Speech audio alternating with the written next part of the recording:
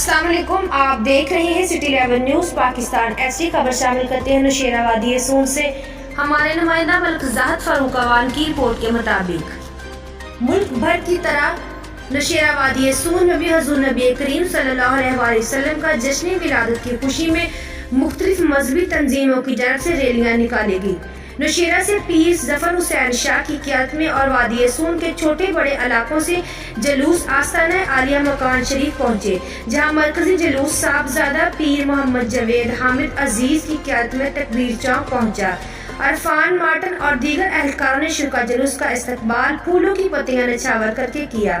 موزہ ڈاکہ سے جاوید اقبال کی قیادت میں نکالے گئے جلوس کا استقبال وادی سون پریس کلب کے صحافیوں نے پھولوں کی پتیاں نچھاور کر کے جلوس میں ہزاروں عاشقان رسول نے شرکت کی۔ انجمن طلباء اسلام کی جانب سے لگائے اسٹیج پر صاحبزادہ پیر محمد حامد عزیز، پیر محمد جاوید اقبال اور دیگر علماء کرام نے شرکا جلوس سے خطاب کرتے ہوئے تاجدار مدینہ کی مبارک زندگی پر روشنی ڈالتے ہوئے کہا، میلاد نبی صلی اللہ علیہ وآلہ وسلم کی خوشیاں منانا حضور نبی کریم سے اظہار محبت کا ذریعہ ہے۔